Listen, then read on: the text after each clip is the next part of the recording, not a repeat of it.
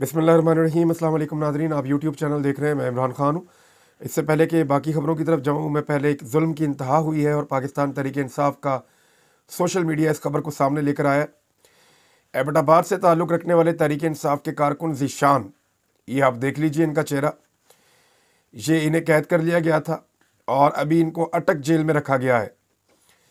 इनकी वालिदा अपने बेटे से मिलने के लिए जेल में आई और अटक जेल पहुंची। इन्होंने बड़ी कोशिश की मिलने की, लेकिन माँ को अपने बेटे से मिलने नहीं दिया गया और फिर वालदा को दिल का दौरा पड़ा और मौके पर ही वो जाँ बहक हो गई। अब ये जुल्म और फस्तायत इस मुल्क में हो रही है। मैं सिर्फ पाकिस्तान की हुकूमत और इस्टेब्लिशमेंट को इतना कहना चाहता हूँ कि आप माओं की बदवाएँ उतनी ही लें जितनी आप बर्दाश्त कर सकें। एक माँ की बदवा आपको तबाह बर्बाद करके रख देगी, और आपने तो पता नहीं कितनी ही माओं की बदवाएँ ले ली हैं।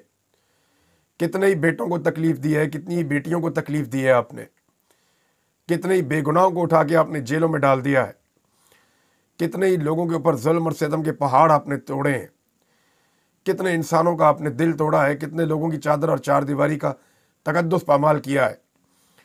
बहनों और बेटियों के साथ, बहुओं की इज्जतों के साथ आपने खिलवाड़ किया है। ख़वातीन को आपने अगवा किया है। हर इंसानियत से गिरी हुई हरकत आपने की है सिर्फ एक शख्स को इक़्तिदार से दूर रखने के लिए, सिर्फ एक शख्स को सज़ा देने के लिए या एक शख्स को नीचा दिखाने के लिए आप किस कदर गिरे हैं। और ये जो नौजवान है, इसकी माँ का इंतकाल हो गया, अब इस नफ़रत का जवाब कौन देगा? यानी इसको क्यों ना एक कत्ल समझा जाए कि माँ अपने बेटे को मिलने के लिए आई, उसे नहीं मिलने दिया गया, उसको तकलीफ़ दी गई, वो दिल का दौरा पड़ा और वो दुनिया से ही चली गई। तो ऐसे वाक़यात रुक नहीं रहे, बल्कि इन वाक़यात की वजह से नफ़रत बढ़ती जा रही है।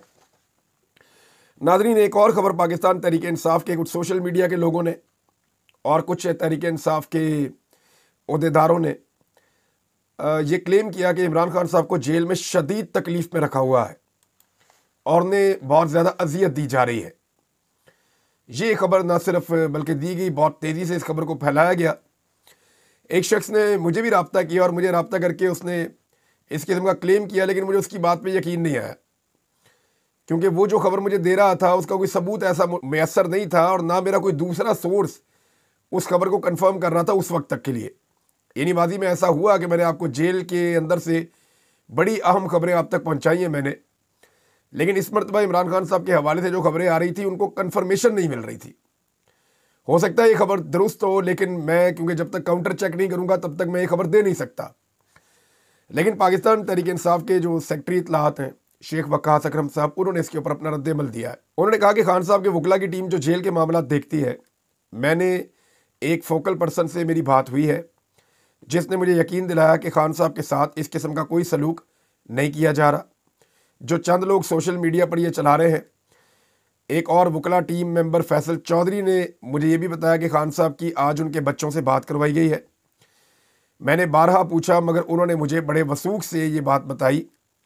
मैं ये समझता हूँ कि बगैर तहकीक के इस किस्म की खबरें फैलाना, इस किस्म की सनसनी फैलाना, ये नामुनासिब बात है। देखिए, बाद वक़्त पाकिस्तान की इस्टेब्लिशमेंट भी ऐसी चीज़ें फैलाती है, जानबूझकर इस किस्म का प्रोपेगेंडा करवाती है या ऐसी खबरें, झूठी खबरें बाहर निकालती है ताकि लोगों का रद्द अमल चेक करे। और अगर खुदा न खास्ता खान को किसी वक्त कुछ हो या कुछ किया जाए तो उसकी पहले से तैयारी की जाए। बहरहाल, बगैर तहकीक के ऐसी खबरें फैलाई जाती हैं, इस किस्म की सनसनी फैलाना नामुनासिब बात है। खान के साथ अगर किसी किस्म का रवैया शुरू हुआ तो हमारे वकला की टीम, हमारे ज़िम्मेदारान, हमारी क़यादत, हमारा वर्कर कोई चैन से नहीं बैठेगा। चंद और दोस्तों के ज़िम्मे भी लगाया है ताकि सूरत हाल का पता लगाया जा सके। ये जनाब शेख वक्कास अकरम साहब ने दावा किया है। और एक दावा ये भी किया गया कि गालिबन इमरान खान साहब की बुशरा बीबी साहिबा से भी मुलाकात करवाई गई है। अब ये कन्फर्मेशन आ जाएगी थोड़ी देर में, लेकिन इमरान खान साहब जेल में है तो वो सख्ती में जो हालात उनके लिए रखे गए हैं, उनकी पार्टी के लोगों से उनकी मुलाकातें नहीं करवाई जा रही, क्योंकि ऊपर नीचे 2-3 वाक़यात ऐसे हो गए हैं जिनके बाद पाकिस्तान की मिलिट्री एस्टेब्लिशमेंट बहुत शर्मिंदा और परेशान है। जैसा कि आर्मी चीफ और मरीम नवाज़ की एक मुश्तरका जो एक एक्टिविटी थी उसकी वजह से। नंबर 2, आर्मी चीफ ने जो एक तलबा से बातचीत करते हुए कुरान पाक की आयत का हवाला दिया और साथ में उन्होंने औरतों के एहतराम की बात की, उसका जो रद्दमल आया बड़ा सख्त। फिर लम्स में जो एक सानिया हुआ DGISPR के साथ, यानी वहाँ बड़े सख्त सवालात पूछे गए। जो लम्स में हुआ वो क्या हुआ, मैं आपको थोड़ा सा बता देता हूँ कि DGISPR के पास तलबा के सवालात के तसल्ली बख्श जवाबात वहाँ नहीं थे, ये लम्स के सोर्सेज बता रहे हैं। और सवालात कुछ और किए गए, बाद का जवाबात कुछ और दिए गए। और इस लेवल पे जो तलबा हैं वो फिर मायूस हो जाते हैं ना। लम्स के तलबा हैं, पढ़े लिखे हैं, वो चाहते हैं कि जो वो सवाल कर रहे हैं उस सवाल का वही जवाब मिले, लेकिन जब नहीं मिलते तो उनको मायूसी होती है। तो सवालात ज़्यादा सख्त थे, उसकी वजह से DG साहब को वहाँ से जल्द जाना भी पड़ा, ये भी रिपोर्ट हुआ है। अब मामला ये है कि इन चीज़ों को लेकर एस्टेब्लिशमेंट को गुस्सा, और जब भी गुस्सा आता है वो इमरान खान साहब पे निकलता है जेल में। और इमरान खान साहब ने अपनी बहन को ये कह दिया था कि जो कुछ भी हो रहा है पाकिस्तान के आर्मी चीफ करवा रहे हैं और जनरल आसिम मुनीर, तो साफ जाकर उनका नाम लो और ये बताओ कि वो जो कर्नल जेल में बैठा हुआ है वो सख्तियाँ जब करता है तो वो बाकायदा जनरल आसिम मुनीर साहब इसके पीछे होते हैं, ऑर्डर देने वाले। ये इमरान खान साहब ने कहा था अपनी बहन को कि जाकर बाहर आप बता दें। अब नाज़रीन, एक इमरान खान साहब तो जेल में है, लेकिन उनको एक बहुत बड़ी कामयाबी मिली है, ना सिर्फ लाहौर में बल्कि इस्लामाबाद में भी इमरान खान साहब के जो उम्मीदवार हैं वो इलेक्शन जीत गए हैं। यानी पहले लाहौर वाला इलेक्शन उन्होंने जीता, फिर इस्लामाबाद हाई कोर्ट बार के इलेक्शन में भी कैदी नंबर 804 के हमायत याफ्ता उम्मीदवार वाजिद गिलानी साहब जो है वो सदर मुंतखब हो गए। लाहौर में जो है आसिफ नसवाना साहब जीत गए। और ये जो जीतने वाले सदूर हैं, अब देखें ना, ये 26वीं आइनी तरमीम का रद्द-ए-अमल आ रहा है। जिस तरह 26वीं आइनी तरमीम पास करवाई गई, जैसे अदलिया को काबू कर लिया गया, अब ये वकला की जानिब से रद्द-ए-अमल आ रहा है और ये आने वाले दिनों में बढ़ेगा। अब ये जो सदूर हैं, ये जीतने वाले कह रहे हैं जी हम तो इस्लामाबाद भी जाएंगे, एहतजाज भी करेंगे, रोला भी डालेंगे और हम 26वीं आइनी तरमीम को वापस करवाएंगे। अच्छा, इस कामयाबी में एक शख्स का नाम आप भूल नहीं सकते, ये हमें याद रखना पड़ेगा। पाकिस्तान की एस्टेब्लिशमेंट ने, मिलिट्री एस्टेब्लिशमेंट ने, एजेंसियों ने इंतज़ार हुसैन पंजूता साहब को अगवा किया था, अपने मसल्स दिखाए थे, अपनी ताकत दिखाई थी। बंदूक है ना उनके पास, बूट है, बंदूक है, तो वो बंदूक से और बूट से अपनी ताकत दिखाते हैं। उनके पास दलील नहीं है, बात नहीं कर सकते, उनके पास बात करने के लिए कुछ है ही नहीं, ना नॉलेज है, ना तजर्बा है, ना कुछ और है, सिर्फ बंदूक है और बूट है। वो मारते हैं डंडे के साथ या बंदूक दिखाते हैं, ये दो काम करते हैं। तो उन्होंने अपनी ताकत दिखाई, अपने मसल्स दिखाए इंतज़ार हुसैन पंजूता साहब को। फिर इंतज़ार हुसैन पंजूता साहब ने कानून की ताकत दिखाई, उन्होंने काले कोट की ताकत दिखाई, उन्होंने इत्तफाक और इत्तेहाद की ताकत दिखाई और नॉलेज की ताकत दिखाई। और फिर देखें, इंतज़ार हुसैन पंजूता ने पाकिस्तान की मिलिट्री एस्टेब्लिशमेंट को लाहौर हाई कोर्ट में और इस्लामाबाद हाई कोर्ट में दोनों जगह पर चारों शाने चित किया है, बदतरीन शिकस्त उनको दी है। जो मिलिट्री बैक्ड गवर्नमेंट है, उनके जो उम्मीदवार थे उनको शिकस्त दी। और इंतज़ार हुसैन पंजूता साहब को इमरान खान साहब ने बनाया था ISF का ऑर्गेनाइज़र, और वो अब सारे मामलात को देख रहे हैं। तो उन्होंने बहुत तेज़ी से तब्दीलियां की हैं और बड़ी ज़बरदस्त कैंपेन चलाई है। और कैदी नंबर 804 के लिए जिस तरह वकला खड़े हुए हैं, जैसी ज़ोरदार आवाज़ें उठी हैं, ऐसे मनाजिर पाकिस्तान ने बड़े अरसे के बाद देखे हैं। तो नाज़रीन, ये एक बड़ा तगड़ा मैसेज है और ये मैसेज हम सबको याद रखना चाहिए कि ताकत के बलबूते के ऊपर आप कुछ देर के लिए तो लोगों को दबा सकते हैं, लेकिन आप हमेशा के लिए इक़्तिदार में या ताकत में नहीं रह सकते। क्योंकि अल्लाह रब्बुल इज़्ज़त के बाद अगर पाकिस्तान का कोई मालिक है तो वो पाकिस्तान के अवाम है, और हकीकी ताकत पाकिस्तान की अवाम के पास ही है। नाज़रीन, 26 फरवरी को इस्लामाबाद में एक बड़ा प्रोग्राम होने जा रहा है। इसमें अपोजिशन का इत्तेहाद मौजूद होगा, मीडिया, वकला, सिविल सोसाइटी। ये एक कौमी कॉन्फ्रेंस होने जा रही है। पाकिस्तान के साथ जो कुछ भी किया गया है उसके नतीजे में अब सब लोग इकट्ठे होने वाले हैं और इकट्ठे होकर ये फैसला करेंगे कि पीका के ज़रिए से मीडिया, सोशल मीडिया, आज़ादी इज़हार राय सब छीन लिया। 26वीं आइनी तरमीम के ज़रिए से अदालतों को यरगमाल बना लिया, कानून को तब्दील करके आर्मी चीफ की मुद्दत मुलाजमत 3 से बढ़ा के 5 साल कर ली। यानी पाकिस्तान की पार्लियामेंट पे पहले ही कब्जा कर लिया फॉर्म 47 के ज़रिए से। तो पाकिस्तान में आज़ाद रह कौन गया? हर चीज़ को कैप्चर कर लिया, हर चीज़ को जकड़ कर रख लिया है पाकिस्तान की इस वक्त की एस्टेब्लिशमेंट ने। तो इसके ऊपर एक कौमी कॉन्फ्रेंस होने जा रही है, देखते हैं वहाँ से क्या निकलता है। लेकिन कुछ चीज़ें इंपॉर्टेंट एक मैं आपको और बताता हूँ। मैंने एक सर्वे करवाया और ये सर्वे मेरे पास यहाँ सामने मौजूद है, मैं आपको दिखा भी देता हूँ, ये देख लें आप। ये सर्वे मैंने करवाया DGISPR के हवाले से, क्योंकि वो गए, उन्होंने नौजवानों से बातचीत की और उन्हें लगता है जब वो नौजवानों से बातचीत करेंगे तो शायद इसके लिए कोई बेहतरी पैदा होगी। लेकिन मेरा ये मानना है कि नौजवानों में इस वक्त शऊर का लेवल बहुत ऊपर है। मैं हैरान हो रहा था मंसूर अली खान साहब के प्रोग्राम में नौजवानों के सवालात सुनकर कि अब उन्हें सारा कुछ पता है, आप उनसे कुछ छुपा नहीं सकते, वो ज़मीनी हकाइक को किसी से भी बेहतर जानते हैं। तो पाकिस्तान का नौजवान ना सिर्फ वेल इन्फॉर्म्ड है बल्कि वो सवाल करना भी जानता है और जवाब भी मांगता है, और वो जुर्रत वाला भी है। तो मैंने DGI-SPR का जो लम्स का दौरा है उसके बारे में मैंने नौजवानों से अहम सवाल किया। मैंने पूछा कि फ़ौजी क़यादत का दावा है कि वो सियासत में बिल्कुल मुदाखलत नहीं करते, क्या आप इस दावे से इत्तफाक करते हैं? लगभग 20,000 के करीब वोट पड़े, 18,210 वोट मेरे पास है, और मैंने ये 24 घंटे के लिए नहीं करवाया, ये मैंने थोड़ी सी देर के लिए ये सर्वे करवाया था। ये 24 घंटे वाला सर्वे नहीं था, चंद घंटे वाला सर्वे था। तो इसमें 18,210 वोट पड़े हैं, और जो फाइनल रिजल्ट हमारे पास है उसमें सिर्फ 5% लोगों ने कहा कि हाँ, फौज जो कहती है कि उसका सियासत में किरदार नहीं है, फौज ठीक कहती है। लेकिन 95% यानी 95% लोगों ने यह कहा कि फौजी क़यादत का यह दावा कि वो सियासत में मुदाखलत नहीं करती वो गलत है, वो झूठ बोलते हैं, हम इससे इत्तफाक नहीं करते। तो मेरे ख्याल में अब रास्ता एक ही बचा है। पाकिस्तान की मिलिट्री एस्टेब्लिशमेंट को चाहिए कि वो अपने असल काम की तरफ वापस जाएं, जैसा कि उनको पूरी दुनिया मशवरा दे रही है, जैसा कि उनको पाकिस्तान में से सब लोग मशवरा दे रहे हैं कि आप अपने असल काम में वापस जाएं, ये सियासत खेलना आप बंद कर दें, सियासत के अंदर, हुकूमत के अंदर मुदाखलत बंद कर दें, अवामी नुमाइंदों को हुकूमत चलाने दें, सिविलियंस को मुल्क चलाने का इख्तियार आप दे दें, और आप सिर्फ बॉर्डर्स को संभालें, आप सिर्फ अमन व अमान के मामलात को संभालें, या जहाँ पे आपको हुक्म दिया जाए कि आपने यहाँ पे जाके काम करना है, फ़र्ज़ करें आपको हुक्म आता है कि आप फ्लड्स पे जाके काम करें तो आप करें, फ़र्ज़ करें आपको हुक्म आता है कि आपने फ़लाँ जगह पे ये ड्यूटी करनी है तो वो ड्यूटी आप करें, तो आप हुक्म के मुताबिक चलें। यानी आप अवाम की मुंतखब की हुई हुकूमत की नौकरी करें। जो अवामी हुकूमत है उसके हुक्म के मुताबिक अगर आप चलेंगे तो आपकी इज़्ज़त बहाल होगी, अवाम को आप पे यकीन आना शुरू हो जाएगा, और जो एक खलीज पैदा हो गई है पाकिस्तान की फ़ौज में और अवाम में, वो खलीज भी कम होना शुरू हो जाएगी। शहबाज शरीफ साहब ने जो रंगबाजी की है और जिस किस्म की उन्होंने, यानी माइक पकड़ के, माइक के दुश्मन है शहबाज शरीफ साहब, जब उनके सामने माइक आता है ना वो अपने सीने पे हाथ मार के माइक को पड़ जाते हैं।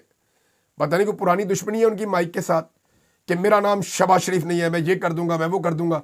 ये वही है जिसने कहा था कि मैं जरदारी को मैंने लाड़काना की, लाहौर और इस्लामाबाद कराची की सड़कों पर ना घसीटा तो मेरा नाम शहबाज शरीफ नहीं है। तो आज वो कह रहा है जी वही वाला बंदा जिसने जरदारी को सदर पाकिस्तान बनाया बाद में, वही वाला सियासतदान आज ये कह रहा है कि वो इंडिया को पीछे छोड़ देगा, इंडिया से आगे निकल जाएगा।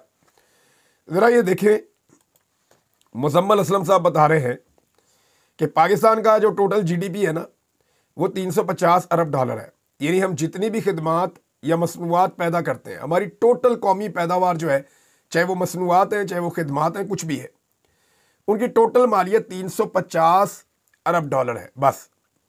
जबकि भारत 5,000 अरब डॉलर से ज़्यादा है। पाकिस्तान की जो शरह नमू है, तरक्की की शरह, वो 1% से भी कम है, 1% से भी कम। इमरान खान साहब इसको ले गए थे 6% के करीब, और भारत का 6% है। यानी भारत आगे से आगे बढ़ रहा है, पाकिस्तान आगे बढ़ नहीं रहा। तो इस रफ्तार से अगर ये भारत को पीछे छोड़ना चाहते हैं तो 500 साल और लगे रहे, ऐसे तो ये भारत को पीछे नहीं छोड़ सकेंगे। नाज़रीन, एक के बाद एक तबका एहतजाज करने के लिए आ जाता है। अब किसानों ने एहतजाज का ऐलान कर दिया कि उनका माशी कत्ल किया जा रहा है, और गंदम के किसान पहले से तैयारी कर रहे हैं। गन्ने में उनको मार पड़ी है, किसानों को जो है वो चावल में मार पड़ी है। कपास की पैदावार 33% कम हुई है, और ये कहते हैं यहाँ पे इनकलाब आ रहा है, सब्ज़ इनकलाब आ रहा है। अब 3900 रुपये मन गंदम मुकर्रर की थी इन्होंने पहले, और 2600 रुपये किसान बेचारा बेचता रहा है। और अब जो पॉलिसी इन्होंने बनाई है, जो किसान दुश्मन पॉलिसी है, उसके खिलाफ किसानों ने यह फैसला किया है कि इस पॉलिसी के खिलाफ 26 फरवरी 2025 से बरोज़ बुध को एहतजाजी रैली निकालने का फैसला किया है, और किसान इसके अंदर शिरकत करेंगे। सबसे पहले हाफजाबाद पहुंचेंगे, फिर मुख्तलिफ जगहों से ये अपना काम शुरू करेंगे। तो ऐसा दिखाई देता है कि अब किसान भी तंग आ गए हैं, मजदूर भी तंग आ गए हैं, सरकारी मुलाजमीन भी तंग आ गए हैं, वकला भी तंग आ गए हैं, जजेस भी तंग आ गए हैं, सहाफ़ी भी तंग आ गए हैं। पाकिस्तान में कोई एक ऐसा तबका नहीं है जो इस हुकूमत और इनको लाने वालों से तंग ना आया हो। मेरे ख्याल में जान छुड़ाने का वक्त बहुत करीब है और जल्दी इन लोगों से जान छूट जाएगी। उधर एक और मैं आपको ये तस्वीर दिखाता हूँ, ये देखें, ये एजाज चौधरी साहब है, ये सेनेटर है पाकिस्तान में। पाकिस्तान में टोटल 100 से कम सेनेटर होते हैं और ये इज्जतदार लोग होते हैं। तो एजाज चौधरी साहब सेनेटर है। गुज़िश्ता लगभग 1.25 साल से कई दफ़ा कोशिश की गई, प्रोडक्शन ऑर्डर्स इनके जारी किए गए, लेकिन इनको सेनेट के इजलास में नहीं जाने दिया पाकिस्तान की एस्टेब्लिशमेंट ने। ऐसी जिद पकड़ी हुई है। अगर ये आदमी भी नवाज शरीफ या जरदारी की तरह डील कर लेता तो ये सेनेट के इजलास में बैठा हुआ होता। अब मुझे बताएं ना कि जिद क्या है एजाज चौधरी से। ये अस्पताल में पड़े हुए हैं, इनका वहाँ पे इलाज हुआ है और दिल के मर्ज में मुब्तला है और इनको अस्पताल से फवाद चौधरी साहब के बकौल इनको फौरी तौर पे वापस जेल में भी मुंतकिल किया गया है। सर्जरी के बाद ज़बरदस्ती जेल शिफ्ट किया गया। फवाद चौधरी साहब कह रहे हैं एक बुजुर्ग रहनुमा जो सेनेटर भी हैं उनके साथ ऐसा बहीमाना सलूक इंतहाई काबिल मुज़म्मत है। फिर इसमें कुछ तफसीलात जो है वो साकिब बशीर साहब बता रहे हैं कानूनी नुक्ते में कि इस तरह के मुकदमात में ऐसी सूरत हाल में बहुत पहले ज़मानत हो जाती है मुलज़िमान की, लेकिन यहाँ तो निज़ाम ने ज़िद पकड़ ली है और मामला सिर्फ यह है कि एस्टेब्लिशमेंट के कहने के ऊपर डील क्यों नहीं की। तो जो डील नहीं कर रहा ना उसको निशान इबरत बना रहे हैं। या तो आप नवाज शरीफ बने या आप निशान इबरत बने। तो नवाज शरीफ साहब से इतना चिढ़ गए पाकिस्तानी कि कोई भी सियासतदान मौत कबूल करने को तैयार है, नवाज शरीफ बनने के लिए तैयार नहीं है। नाज़रीन, एक और खबर आई मेरे पास, ये आदिल खान बज़ई साहब का मेरे पास ये एक ट्वीट आया, मैंने उसको पढ़ा तो फिर मुझे पता चला कि ये तो शेर अफजल मरवत साहब का एक स्टेटमेंट है। मरवत साहब ने कहा कि आदिल बज़ई से स्टैंडिंग कमेटी में शामिल करने के लिए 3 करोड़ रुपए रिश्वत मांगी गई। ये मरवत साहब ने दावा किया। आजकल मरवत साहब का सारा टारगेट पाकिस्तान तहरीक इंसाफ है। कभी वो तहरीक इंसाफ की खवातीन को टारगेट करते हैं, कभी तहरीक इंसाफ की क़यादत को टारगेट करते हैं, कभी वो इमरान खान साहब को टारगेट करते हैं, कभी वो इमरान खान साहब के करीबी साथियों को टारगेट करते हैं। अब आदिल बज़ई एक ऐसा शख्स है जिसने बड़ी कुर्बानी दी है। मेरे ख्याल में इस 26वीं आईनी तरमीम के दौरान अगर किसी शख्स ने सबसे ज़्यादा माली नुकसान बर्दाश्त किया है तो वो शायद मैं कह सकता हूँ कि आदिल बज़ई है। इनके घर तबाह हो गए, प्लाजे तबाह हो गए, कारोबार तबाह हो गए, लेकिन इस शख्स ने इमरान खान का साथ नहीं छोड़ा और ये बड़ी अजीब पोजीशन में था। इसकी सीट भी छीन ली थी, वो तो अदालत से बाद में फैसला आया। तो आदिल बज़ई साहब ये कहते हैं इसके बारे में, जो उनका स्टेटमेंट है मैं आपको पढ़ के सुना देता हूँ। मरवत साहब कह रहे हैं जी कि 3 करोड़ रुपये रिश्वत इनसे मांगी गई, इनका दावा है।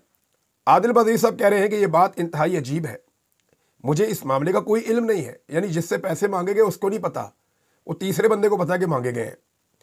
ये इल्ज़ाम बिल्कुल झूठा है, यानी उन्होंने झूठा करार दे दिया। मैं वादे तौर पर तरदीद करता हूँ। आदिल बज़ई साहब ने यह ट्वीट किया है और ये फिर रिपोर्ट भी हो गया। नाज़रीन, एक और ख़बर आई और ख़बर ये है कि जो पत्तन की इमारत को सील किया गया है, मुल्तान के अंदर भी और इस्लामाबाद के अंदर भी इनके ऊपर अटैक किया गया, सिर्फ इसलिए कि उन्होंने धांधली को बेनकाब किया था। यानी पत्तन डेवलपमेंट ऑर्गेनाइजेशन जो है इसने बताया कि पाकिस्तान में किस नौयत की धांधली हुई। 64 नए तरीके इस्तेमाल किए गए। नवाज शरीफ का हल्का जो है वो धांधलियों से और बेशर्मियों से भरा हुआ है। PMLN की सारी क़यादत धांधली से जीती है। 17 सीटों वालों को 180 सीटों वालों के मुकाबले में हुकूमत बनाकर दी गई है। जब ये सारी चीज़ें सामने आई तो उसके बाद उन पर अटैक कर दिया गया। अब इसके ऊपर human rights commission of Pakistan, इन्होंने गैर सरकारी तंजीम पत्तन की इस्लामाबाद की इमारत को सील करने पर तनकीद करते हुए इसे नाकाबिले कबूल करार दिया है। उन्होंने प्रेस रिलीज जारी करते हुए कहा कि पत्तन के नेशनल कोऑर्डिनेटर सरवर बारी की रिहाइशगाह को सील कर दिया गया है और इनके अहले खाना को भी बेदखल कर दिया गया है। और इसके बाद जो पत्तन ने रिपोर्ट दी उसके बारे में बताया गया। फिर ये कहा गया कि जिस किस्म का ये एक्टिविटी है ये खिलाफ कानून है और इसकी उन्होंने सख्त मजम्मत और इनको गलत करार दिया है, इस अमल को ही गलत करार दिया है। आफिया सिद्दीकी के बदले अमेरिका को शकील अफरीदी की हवालगी। हुकूमत का जवाब सामने आ गया। आफिया सिद्दीकी की अमेरिका अदालत में रिहाई से मुतालिक पटीशन की हमायत से पीछे हटने के हुकूमती बयान ने अदालत को हैरत में डाल दिया। यानी हुकूमत पीछे हट गई है आफिया सिद्दीकी को वापस लाने से। अच्छा, मैंने इसके बारे में कुछ इन्फॉर्मेशन कलेक्ट की है, क्योंकि आफिया सिद्दीकी को पाकिस्तान की मिलिट्री एस्टेब्लिशमेंट ने अमेरिका के हवाले किया था। तो पाकिस्तान की मिलिट्री एस्टेब्लिशमेंट ये नहीं चाहती कि आफिया सिद्दीकी होशो हवास में और जिंदा सलामत पाकिस्तान वापस आए, क्योंकि इस सूरत में पाकिस्तान की मिलिट्री एस्टेब्लिशमेंट को बहुत सख्त शर्मिंदगी होगी।